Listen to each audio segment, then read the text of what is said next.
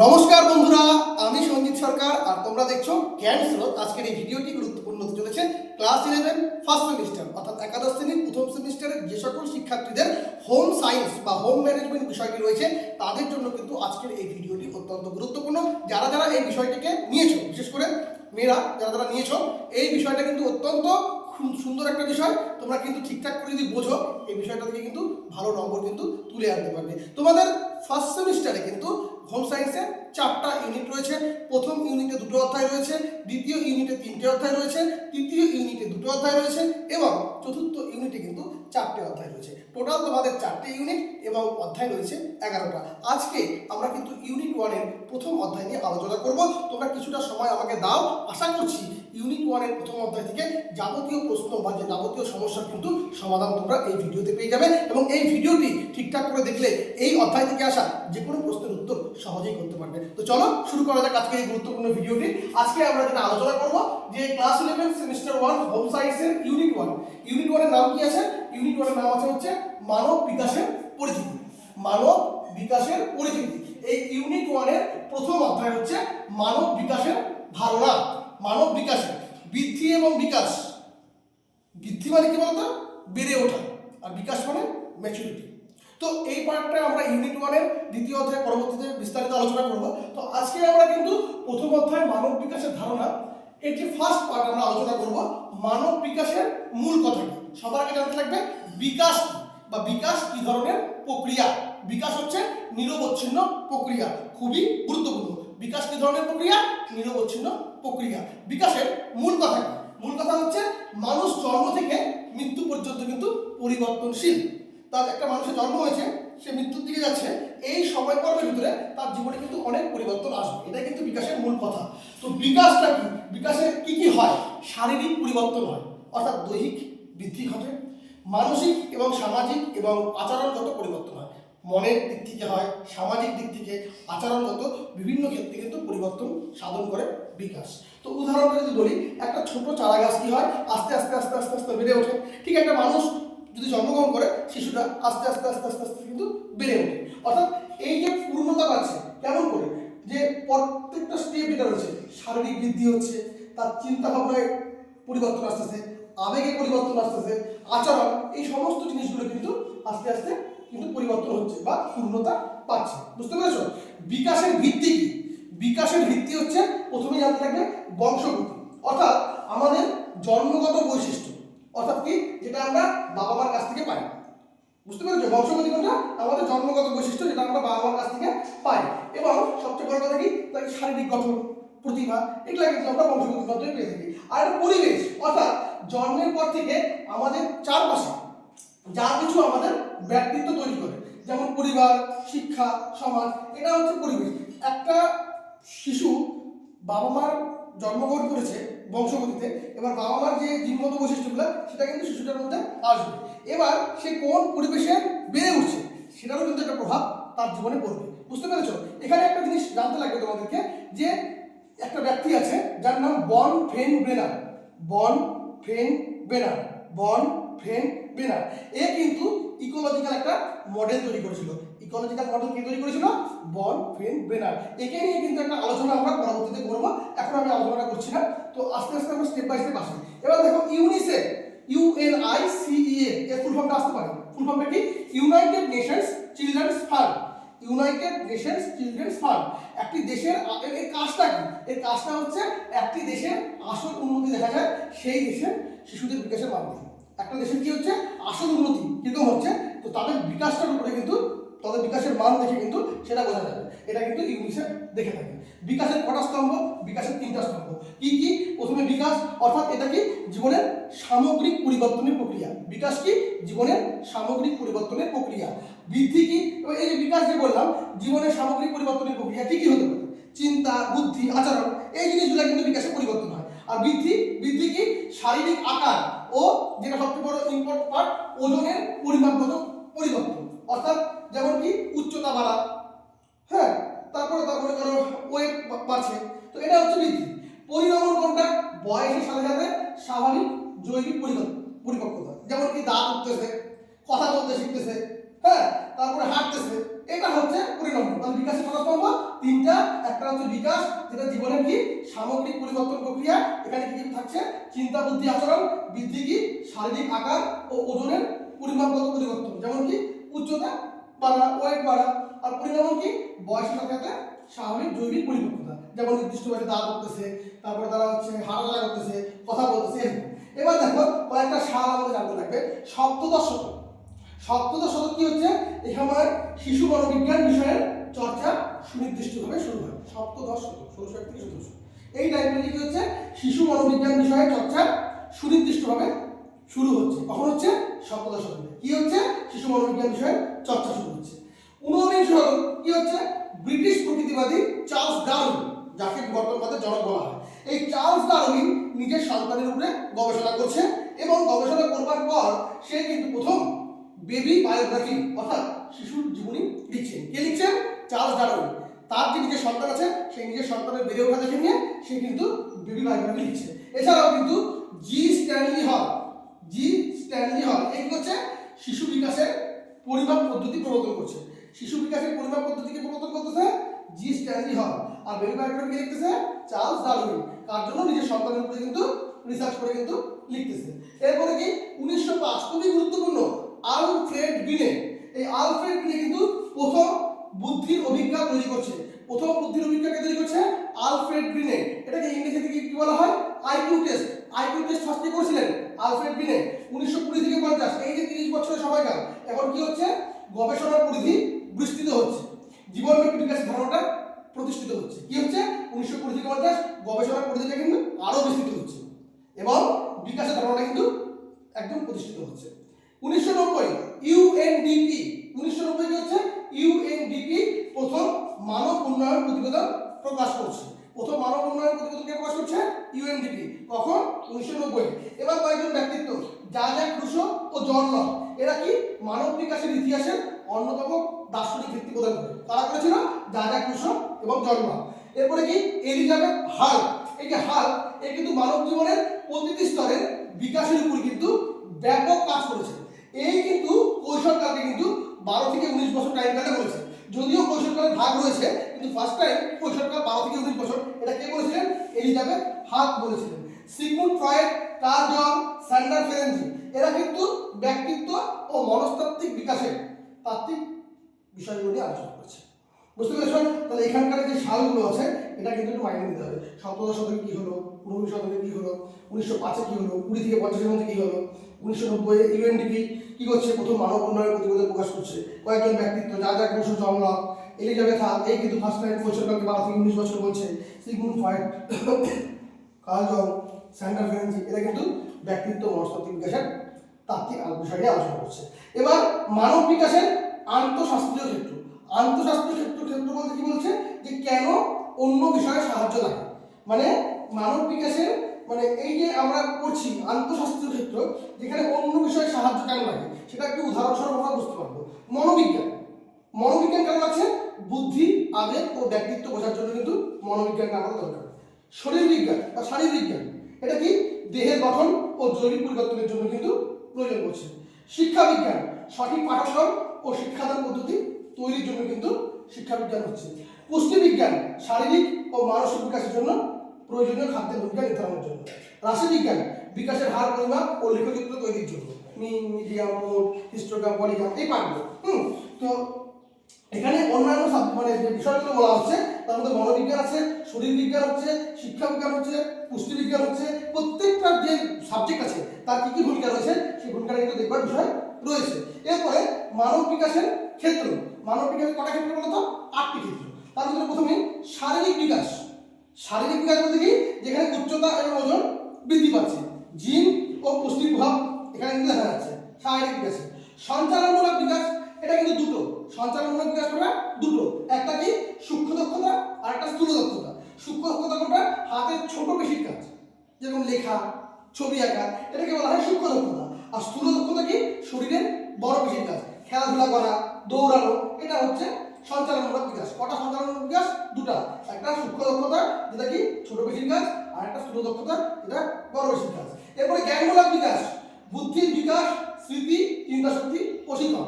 জ্ঞানমূলক কি? জ্ঞান থাকবে অর্থাৎ বুদ্ধির বিকাশ হবে, স্মৃতি মনে থাকবে, চিন্তা শিখন। আর সবচেয়ে ইম্পর্টেন্ট কি, জ্ঞানমূলক বিকাশের অন্তর্গত কি আছে বলতো? আছে হচ্ছে সংবেদন, প্রত্যক্ষণ এবং শিখন। জ্ঞানমূলক বিকাশের অন্তর্ভুক্ত কি আছে? সংবেদন, প্রত্যক্ষণ এবং শিখন। এরপরে কি আছে? ভাষামূলক বিকাশ, অর্থাৎ কথা বলা ও ভাষার নিয়ম শেখা। ভাষামূলক কি হচ্ছে? কথা বলা এবং ভাষার নিয়ম শেখা।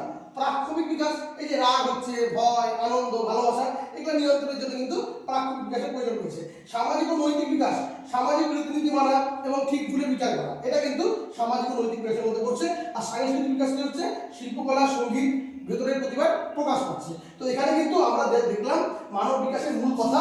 এখানে বিকাশ দেখলাম, উদাহরণ দেখলাম, বিকাশ কি প্রক্রিয়া, নিরবচ্ছিন্ন প্রক্রিয়া, বিকাশের ভিত্তি দুটা, একটা বংশগতি, একটা পরিবেশ, বনফ্রেন্ডেনার, এই ইকোলজিক্যাল মডেল নিয়ে আলোচনা করেছিল। তারপরে কি আছে? UNICEF, United Nations children fund, এদের কাজ কি? একটা দেশের আসল উন্নতি দেখা যায় সেই দেশের শিশুদের বিকাশের মান দেখে। বিকাশের তিনটা স্তম্ভ, বিকাশ, বৃদ্ধি, পরিণমন, এগুলো প্রত্যেকটা কাজ কি আছে আমাদের দেখার বিষয় রয়েছে। সপ্তদশ শতকে কি হচ্ছে? শিশু মনোবিজ্ঞান বিষয়ের চর্চা সুনির্দিষ্টভাবে শুরু হচ্ছে। 19 শতকে কি হচ্ছে? ব্রিটিশ প্রকৃতিবাদী চার্লস ডারউইন নিজের সন্তানের উপর গবেষণা করছে, করার পরে কি লিখতেছে? ডেইলি বায়োগ্রাফি, অর্থাৎ শিশুদের জীবনী লিখতেছে। আর কি? জি স্ট্যানলি হল এই শিশুর বিকাশের পরিমাপ পদ্ধতি প্রবর্তন করছে। 1905-এ আলফ্রেড বিনে কি করছে? বুদ্ধির দীক্ষা, অর্থাৎ আইকিউ টেস্ট তৈরি করছে। 1920 থেকে 50 গবেষণার পরিধি বিস্তৃত হচ্ছে এবং জীবনব্যাপী বিকাশের ধারণাটা প্রতিষ্ঠিত হচ্ছে। 1990 কি হচ্ছে? ইউএনডিপি প্রথম মানব উন্নয়ন প্রতিবেদন প্রকাশ করছে। এবার জাহাজার রুশো বা জননাথ, এলিজাবেথ হাল, এই কিন্তু পরিসংখ্যান 12 থেকে 19 বছর বলেছিল, মাথায় রাখবে। সিগমুন্ড ফ্রয়েড, কার্ল জং, স্যান্ডার ফেরেন্সি, এরা কি বলেছিল?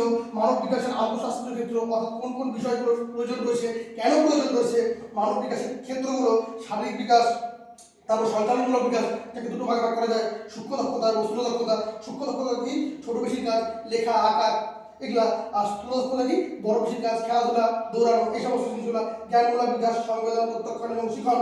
তারপরে কি? ভাষামূলক বিকাশ, কথা বলা এবং ভাষার নিয়ম শেখা। প্রাথমিক বিকাশ, রাগ, ভয়, আনন্দ, ভালোবাসা নিয়ন্ত্রণ। সামাজিক অনৈতিক বিকাশ, সামাজিক রীতিনীতি মানা এবং ঠিক ভুলের বিচার করা। সাংস্কৃতিক বিকাশ, শিল্পকলা, সঙ্গীত, এই ভেতরের প্রতিভা প্রকাশ করা। এবার আমরা দেখব কি মানব বিকাশের পর্যায় সমূহ, কতগুলো পর্যায় রয়েছে। দেখো, প্রাক জন্মকাল মানে গর্ভ সঞ্চার থেকে জন্ম। প্রাক জন্মকাল মানে জন্মের আগে, মানে গর্ভ সঞ্চার থেকে জন্ম। এই পর্যায়ে কিন্তু টোটাল 280 দিন। কতদিনে? 280 দিন। এই যে পর্যায়টা প্রাক জন্মকাল, এটা কিন্তু পর্যায়টা 280 দিন। এটিকে কটি স্তরে ভাগ করা যায়? 3টি স্তরে ভাগ করা যায়। অর্থাৎ প্রাক জন্মকাল, যেটা গর্ভ সঞ্চার থেকে জন্ম, এই পর্যায়টা 280 দিনের, এটাকে 3টি স্তরে ভাগ করা যায়। প্রথম স্তরটাকে কি বলা হয়? Germinal period. কি বলা হয়? জার্মিনাল পিরিয়ড, অর্থাৎ গর্ভ সঞ্চার থেকে 2 সপ্তাহ, এটা হচ্ছে জার্মিনাল পিরিয়ড। গর্ভ সঞ্চার থেকে 2 সপ্তাহ। পিরিয়ড অফ দ্য এমব্রায়ো 2 থেকে 8 সপ্তাহ। পিরিয়ড অফ দ্য ফিটাস 9 সপ্তাহ থেকে জন্ম। অর্থাৎ ভালো করে বুঝুন, এই যে প্রাক জন্মকাল, যে গর্ভ সঞ্চার থেকে জন্ম, এটা কিন্তু পর্যায়টা 280 দিন। এটাকে 3টা স্তরে ভাগ করা হয়। প্রথমটাকে বলা হয় জার্মিনাল পিরিয়ড, যেটা গর্ভ সঞ্চার থেকে 2 সপ্তাহ। পিরিয়ড অফ দ্য এমব্রায়ো 2 থেকে 8 সপ্তাহ। আর পিরিয়ড অফ দ্য ফিটাস, এটা 9 সপ্তাহ থেকে জন্ম। শৈশবকাল কি? জন্ম থেকে 2 বছর।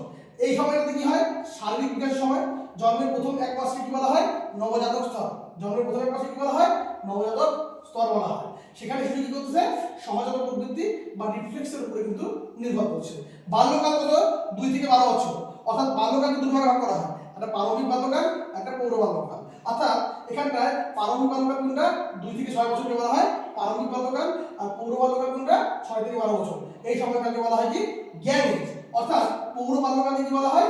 জ্ঞান এজ। সময়কাল কত? 6 থেকে 12 বছর। কেন জ্ঞান এজ বলা হয়? কারণ শিশুরা এই বয়সে কিন্তু বন্ধুর দলে থাকতে সবচেয়ে বেশি পছন্দ করে, তাই এই সময়টাকে, অর্থাৎ পৌর বাল্যকালকে কিন্তু বলা হয় জ্ঞান এজ। বুঝতে পারলাম? এবার কৈশোরকাল। কৈশোরকালকে কি বলা হচ্ছে? 12 থেকে 19 বছর। এখানে কৈশোরকালকে কিন্তু দুভাগে ভাগ করা হচ্ছে, একটা হচ্ছে প্রারম্ভিক কৈশোরকাল আর একটা হচ্ছে পৌর কৈশোরকাল। অর্থাৎ প্রারম্ভিক কৈশোরকাল কতক্ষণ? 12 থেকে 15 বছর। প্রারম্ভিক কৈশোরকাল 12 থেকে 15 বছর। আর পৌর কৈশোরকাল 15 থেকে 19 বছর। এই সময়টি হচ্ছে তরুণ তরুণদের মধ্যে কিন্তু সামাজিক দায়িত্ববোধের প্রবণতা বাড়ছে। প্রাপ্তবয়স্ককাল, এটা 19 বছর থেকে কিন্তু মৃত্যু। এটাকে কিন্তু আবার 3টে ভাগে ভাগ করা হয়, একটা প্রারম্ভিক প্রাপ্তবয়স্ককাল, একটা মধ্য প্রাপ্তবয়স্ককাল আর একটা বার্ধক্যকাল। প্রারম্ভিক প্রাপ্তবয়স্ককাল কি? 19 থেকে 40 বছরকে বলা হচ্ছে প্রারম্ভিক প্রাপ্তবয়স্ককাল। আর মধ্য প্রাপ্তবয়স্ককাল কি? 40 থেকে 60 বছরকে বলা হয় মধ্য প্রাপ্তবয়স্ককাল। বার্ধক্যকাল কোনটা? এটা 60 বছর থেকে মৃত্যু। এই বার্ধক্যকাল কিন্তু আবার 3টে ভাগে ভাগ করা হয়। এই 3টা মধ্যে কি? প্রথমটা কি? প্রথমটা হচ্ছে 60 থেকে 74 বছর, এটা প্রথম বার্ধক্যকাল। দ্বিতীয়টা কোনটা 75 থেকে 84, এবং তৃতীয়টা কোনটা 85 থেকে মৃত্যু পর্যন্ত। বাধ্যকভাবে কিন্তু তিনটে ভাগে ভাগ করে মাথায় রাখতে হবে। হ্যাঁ, এবার মানব বিকাশের প্রেক্ষাপট নিজের ওপর শুধু নির্ভর করে না, চারপাশের পরিবেশে কিন্তু বড় ভূমিকা রাখে মানব বিকাশে। কেমন? পরিবার ও পরিজন। শিশু পরিবার থেকে কিন্তু তার প্রথম শিক্ষা পায়, প্রত্যেকটা শিশু কিন্তু পরিবার থেকে কিন্তু তার প্রথম শিক্ষাটা কিন্তু সে পায়। যৌথ পরিবার কি? যেখানে শিশু অনেক সময় কি নিজের মতন করে স্বাধীনভাবে মেলামেশার সুযোগ পায়, এটা যৌথ পরিবার। গণতান্ত্রিক পরিবার কি? এখানে কিশোর কিশোরীরা কিন্তু নিজের মতামত প্রকাশের সুযোগ পায়, যা আত্মবিশ্বাস বাড়ায়। সামাজিকীকরণ কি? পরিবার হলো সামাজিকীকরণের প্রথম পাঠশালা। পরিবার কি? সামাজিকীকরণের প্রথম পাঠশালা। পরিবার কি? সামাজিকীকরণের প্রথম পাঠশালা। সেখানে শিশু করতেছে মূল্যবোধ শিখে। আরেকবার দেখো, পরিবার হলো সামাজিকীকরণের প্রথম পাঠশালা, এখানে শিশু কি শিখতেছে? মূল্যবোধ। প্রতিবেশী কি? পাশের বাড়ির পরিবার কেমন তার শিশুর আচরণ নির্ধারণ করে। পাশের দেখো প্রত্যেকটা জায়গায় একটা ব্যাচে যদি সব ভালো স্টুডেন্ট থাকে, ওখানে যদি একটু দুর্বল মানের স্টুডেন্ট আসে, সে কিন্তু একটা সময় দেখা যাবে ওই ভালো স্টুডেন্টের সঙ্গে থাকার ফলে সে কিন্তু আস্তে আস্তে পড়াশোনায় জোর দিচ্ছে। আবার ঠিক যদি বিপরীত হয়, একটা জায়গায় দেখা গেল সব দুর্বল মানের স্টুডেন্ট আছে, একটা ভালো স্টুডেন্ট আছে, তো এবার দেখা গেল বেশিরভাগ ক্ষেত্রে যদি সেখানে সংকোচ চলে আসে, সেও কিন্তু আস্তে আস্তে সেদিকে চলে যায়। তো পরিবেশটা কিন্তু সবার আগে ম্যাটার করে, বুঝতে পারছো? এরপরে কি? প্রতিবেশী, এটা বললাম পাশের বাড়িতে পরিবার কেমন তার শিশুর আচরণ নির্ধারণ। অর্থাৎ শান্ত ও উন্নত এলাকায় থাকলে শিশু সুভদ্র হয়, আর আজে বাজে পরিবেশে থাকলে কিন্তু অসামাজিক আচরণ শিশুর মধ্যে দেখা দিতে পারে। বিদ্যালয়, বিদ্যালয়কে কিন্তু শিশু দ্বিতীয় পরিবার বলা হয়। শিশু দ্বিতীয় পরিবার কোনটা? বিদ্যালয়। শিশু দ্বিতীয় পরিবার কোনটা? বিদ্যালয়। বুঝা গেল? আর সামাজিকীকরণ কিন্তু প্রথম পাঠশালা, এটা পরিবার। আর বিদ্যালয় কি? তার দ্বিতীয় পরিবার। এখানে শিক্ষক ও সহপাঠীদের মাধ্যমে নিয়ম শৃঙ্খলা ও সামাজিক সম্পর্ক গড়ে ওঠে। সম্প্রদায় বা গোষ্ঠী, ধর্মীয় ও সামাজিক কথাগুলি শিশুর জীবন দর্শন ও চিন্তাধারাকে প্রভাবিত করে। সম্প্রদায় মানে কি? ধর্মীয় যে সমস্ত কালচারাল দিকগুলো ফুটে ওঠে, সেগুলা কিন্তু বা সেই প্রথাগুলো ফুটে ওঠে, সেগুলা কিন্তু শিশুর জীবন দর্শন এবং চিন্তাধারাকে কিন্তু প্রভাবিত করে। সামাজিক ও সাংস্কৃতিক প্রভাব, সমাজ, শিক্ষা এবং জাতিগত পরিচয় শিশুর বিকাশের লক্ষ্য ও আচরণকে নিয়ন্ত্রণ করে। কি হলো? সামাজিক ও সাংস্কৃতিক, সমাজ, শিক্ষা এবং জাতিগত পরিচয় শিশুর বিকাশের লক্ষ্য এবং আচরণকে কিন্তু নিয়ন্ত্রণ করে। এখানে একটা ইম্পর্টেন্ট জিনিস দেখবো, যে বলছিলাম না বনফ্রেন্ড-প্রেনার ইকোলজিক্যাল মডেল, সেটা এখানে দেখার বিষয় রয়েছে। এই বনফ্রেন্ড-প্রেনার কিন্তু শিশুর বিকাশের পারিপার্শ্বিক যে পরিবেশ, এটাকে সে কিন্তু কয়েকটি স্তরে ভাগ করেছে। প্রথম স্তরটা কি বলেছে? সেটা বলেছে হচ্ছে মাইক্রো সিস্টেম। মাইক্রো সিস্টেম বলতে কি? শিশুর সব থেকে কাছের পরিবেশ। মাইক্রো সিস্টেম কি? শিশুর সব থেকে কাছের পরিবেশ। বাবা মা, পরিবার ও বন্ধুদের সঙ্গে সরাসরি কিন্তু সে মিথস্ক্রিয়া করতে পারে। কোথায় করতে পারে? মাইক্রো সিস্টেমে। আর মেসো সিস্টেমে কি হচ্ছে? বিভিন্ন মাইক্রো সিস্টেমের মধ্যে সংযোগ, যেমন বাবা মায়ের সাথে শিক্ষকদের নিয়মিত যোগাযোগ, মানে এই যে আন্তঃসম্পর্ক, যে এটাকে বলা হয় মেসো সিস্টেম। বিভিন্ন মাইক্রো সিস্টেমের মধ্যে সংযোগ, যেমন কি বাবা মায়ের সঙ্গে শিক্ষকদের কিন্তু একটা বন্ডিং, যেটা কিন্তু জিনিসটা বোঝার বিষয় রয়েছে, এবং শিক্ষকদের কিন্তু নিয়মিত যোগাযোগ যেটা হচ্ছে সেটাকে বলা হচ্ছে আন্তঃসম্পর্ক। এই দুটো কিন্তু ইম্পর্টেন্ট আমাদের সিলেবাস অনুযায়ী। এছাড়াও কিন্তু রয়েছে এক্সো সিস্টেম, অর্থাৎ শিশু সরাসরি কিন্তু এখানে যুক্ত থাকে না। এক্সো সিস্টেমে শিশু কিন্তু সরাসরি যুক্ত থাকে না, অর্থাৎ এমন পরিবেশ যেমন বাবার কাজে যায়, যা পরোক্ষভাবে সেই শিশু কিন্তু প্রভাব ফেলবে। এক্সো সিস্টেম কি? যে শিশু কিন্তু এখানে সরাসরি যুক্ত নয়, এবার তার বাবা কোথাও কাজ করতেছে সেই জায়গাটাই গেল, সেখানে কি সে সরাসরি যুক্ত নয়, তো সেই জায়গাটা কি পরোক্ষ একটা প্রভাব ফেলতে পারে। এবার ম্যাক্রো সিস্টেম, সমাজের বৃহৎ সাংস্কৃতিক কাঠামো, মূল্যবোধ ও প্রচলিত কথা। এখানে কি হচ্ছে? ম্যাক্রো সিস্টেমে সমাজের বৃহৎ সাংস্কৃতিক কাঠামো এবং মূল্যবোধ প্রচলিত কথা যেগুলো হয়ে আসছে, এই জিনিসগুলো একটা বোঝার বিষয় রয়েছে। আর বিকাশের অভিমুখ দেখতে লাগবে। বিকাশের অভিমুখটা দুটো, একটা হচ্ছে সেফালোডাল আর একটা হচ্ছে প্রক্সিমোডিস্টাল। একটা কি হচ্ছে? সেফালোডাল আর একটা হচ্ছে প্রক্সিমোডিস্টাল। সেফালোডাল কোনটা? একটি শিশু কিন্তু আগে মাথা সোজা করতে শিখে। একটা শিশু হচ্ছে প্রথমে মাথা সোজা করতে শিখে, তারপরে তার কাঁধের মধ্যে চলে আসবে, আস্তে আস্তে কিন্তু তার জোরগুলো আসবে। তো একটা শিশু আগে মাথা সোজা করতে শিখে এবং সব শেষে কিন্তু সে হাঁটতে শিখে। এই যে মাথা থেকে লেজ অবধি, মানে প্রথমে কিন্তু একটা শিশু প্রথম হাতটা কোথায় নেয়? মাথার নেয়, তারপরে ঘাড়ের নেয়, এভাবে নিতে থাকে। এটাকে বলা হচ্ছে সেফালোডাল। আর প্রক্সিমোডিস্টাল কি? একটা শিশু আগে কি হাতের তালু বা মুঠি যেটা আছে সেটা ব্যবহার করতে শিখে, তারপরে আঙুল ব্যবহার করে সে কিন্তু কিছু ধরতে শিখে। অর্থাৎ কেন্দ্র থেকে পরিধি, অর্থাৎ শরীরের মাঝখান থেকে সে কিন্তু বাইরের দিকে আসে, নিয়ে আসে। এবার দেখো একটা জিনিস বুঝতে হবে, বিকাশের পার্থক্য। বিকাশের হার কিন্তু সবার জন্য সমান নয়। কি বললাম? বিকাশের হার কিন্তু সবার জন্য সমান নয়। আচ্ছা, বিকাশের মূল উপাদান কি? পরিপক্কতা, প্রশিক্ষণ। বিকাশের মূল উপাদান পরিপক্কতা, প্রশিক্ষণ। বিকাশ কি প্রক্রিয়া? একটা নিরবচ্ছিন্ন প্রক্রিয়া। এই হচ্ছে তোমাদের ইউনিট 1 এর সবচেয়ে ইম্পর্টেন্ট পার্ট, মানব বিকাশের পরিচিতির প্রথম অধ্যায়। মানব বিকাশ ধারণা সম্পূর্ণ অধ্যায়টা তোমাদের সামনে উপস্থাপন করলাম, যেখানে কিন্তু অনেক ছোট প্রশ্ন রয়েছে। তোমরা যদি ভিডিওটা ভালো করে দেখো, স্টেপ বাই স্টেপ দু একবার পিছনে দেখে নিতে পারো, তাহলে কিন্তু ভিডিওটা তোমরা ঠিকঠাক করে আত্মস্থ করতে পারলে এখান থেকে আসা যেগুলো প্রশ্ন উত্তর করে আসতে পারবে। একই শরীর খারাপ, তো সেই অবস্থাতেও ভিডিওটা তোমার সামনে নিয়ে আসলাম। তোমরা অবশ্যই ভিডিওটাকে দেখো বারবার করে, আশা করছি সমস্যা হবে না। তো যদি কোথাও অসুবিধা হয় কমেন্ট করে জানিও, বন্ধুদের মধ্যে শেয়ার করো, চ্যানেলে প্রথম হয়ে থাকলে অবশ্যই সাবস্ক্রাইব করে পাশে ক্লিক করে রেখো পরবর্তী আপডেট পাওয়ার জন্য। আর ভিডিওটিকে তোমরা যদি ফেসবুক বা ইনস্টাগ্রাম পেজে দেখে থাকো তাহলে অবশ্যই লাইক করে দিও। আর যারা যারা অনলাইন বা অফলাইন টিউশন করতে চাও তারা যোগাযোগ করতে পারো 7384384758 নম্বরে। তো চলো আজকের মতো টাটা, বাই বাই, সকলকে ভালো থাকো আর ভিডিও দেখতে থাকো।